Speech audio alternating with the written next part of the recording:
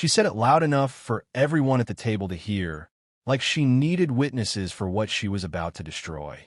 "I'll forget you in a week." And the worst part wasn't the sentence itself. It was how easily it came out of her. Like I had never been real to her at all. "My name is Carter Whitfield." And that night, in a quiet, perfectly curated home in Greenwich, Connecticut, I realized something that would take me months to fully understand. You don't always lose someone in private. Sometimes, you lose them in front of people who pretend not to see it. The dining room was warm, with soft lighting, polished wood reflecting the glow of crystal glasses and quiet wealth. Her parents, Eleanor and Douglas Harrington, sat across from me, composed in that effortless way people carry themselves when they've never had to question their place in the world. Her younger brother, Lucas Harrington, scrolled on his phone, pretending disinterest. And beside me sat Sloan Harrington, the woman I planned to marry. The woman who had spent the last 2 years telling me she believed in stability, loyalty, and building something lasting. The woman who, that night, decided to erase me with a single sentence. "I'll forget you in a week." She didn't look at me when she said it. She looked at her mother, like she needed approval more than she needed honesty. There was a silence that followed, heavy and suffocating, the kind that tells you everyone understands what just happened, but no one wants to touch it. I felt my chest tighten, but I didn't react immediately. Not because I was calm, but because I was calculating what reacting would cost me. Reputation mattered in that room. Control mattered more. And losing both in front of people who already saw me as an outsider wasn't something I could afford. Sloan stood up before I could say anything. "I should go." Her voice was steady, rehearsed. She picked up her phone, glanced at it, and then added, almost casually, "He's outside." That was the moment the air shifted. Not dramatically, not loudly, just enough for the truth to settle in. Her ex, Reed Calloway, the man she had spent months convincing me was completely out of her life. The man who apparently wasn't. Douglas Harrington cleared his throat, but didn't say a word. Eleanor gave a tight smile, the kind people use when they don't approve of what's happening but won't interfere with it either. And Lucas kept scrolling. "Before we go further, I want you to think about this for a second. If you were sitting in my place in that moment, surrounded by our family, would you have said something right then? Or would you have stayed quiet and protected your dignity? Because in situations like this, what you choose says more about you than anything the other person does." I stood up slowly, not to stop her, not to argue, just to reclaim control of myself. "Sloan," I said, my voice steady, almost detached.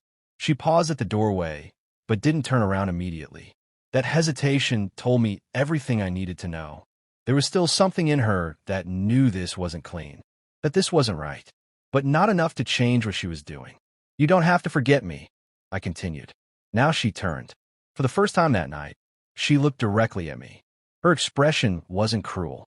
It was worse. It was distant. "I already have," she said, and then she left. The front door closed with a soft, controlled click. No drama, no chouse, just finality. I stood there for a few seconds longer than I should have. Long enough for the silence to become uncomfortable.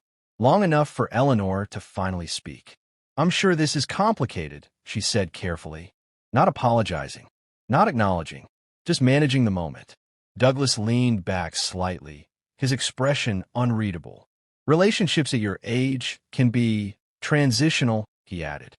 It wasn't advice. It was dismissal. I nodded once. Not an agreement. An understanding. In that house, I had never truly been permanent. I had been acceptable. And there's a difference. I picked up my coat, folded it over my arm, and looked at both of them one last time. "Thank you for dinner," I said. Because dignity isn't about pretending you weren't hurt. It's about choosing how you leave after you are. Outside, the air was colder than I expected.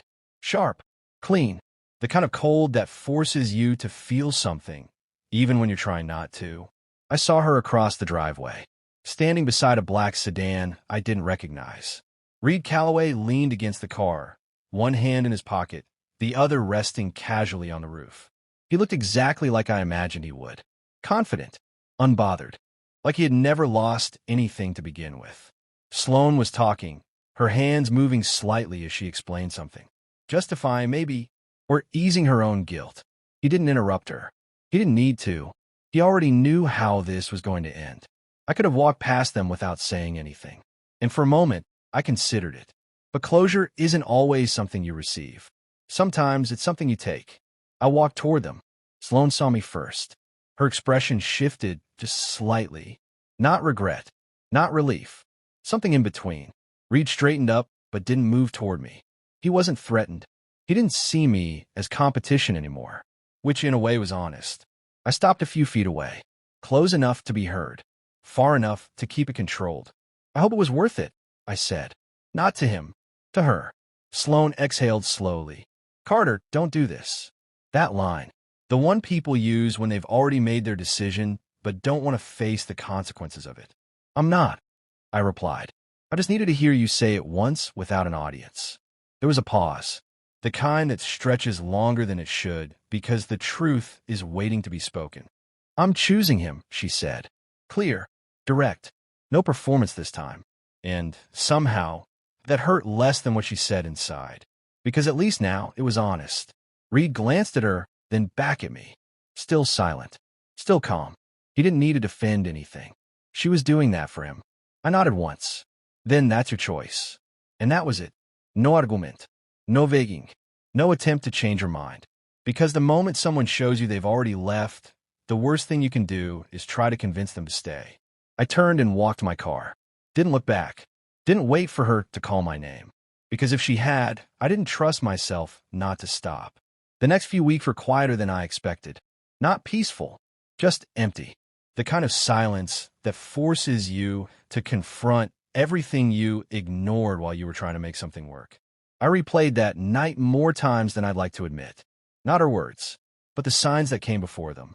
The small distances, the delayed responses, the conversations that felt slightly off, but not enough to question. And that's when it started to make sense. She didn't leave me that night. She had been leaving for months. That moment was just the first time she stopped pretending she wasn't. Before we move on, I want your honest opinion. Do you think Sloan was wrong for going back to someone she still had feelings for? Or was she wrong for how she chose to end what we had?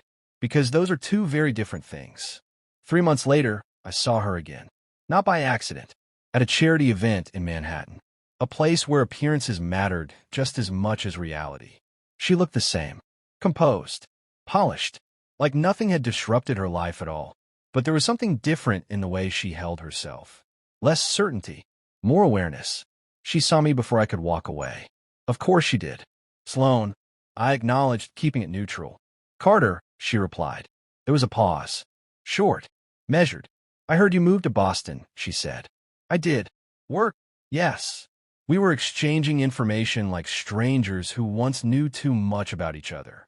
And maybe that's exactly what we had become. She hesitated for a second. Then, are you happy? It was an honest question. And for the first time since that night, I gave her an honest answer. I'm better. Not perfect. Not healed. Just better. She nodded slowly, as if that answer meant more than she expected. I'm glad, she said. And I believed her, which was surprising, because I didn't think I would ever trust anything she said again. But time does something strange. It doesn't erase what happened. It just changes how much control it has over you. We didn't talk much after that. There wasn't a reason to. Some stories don't need closure in the way we imagine. They just need distance and understanding and the willingness to accept that not everything that ends was meant to last.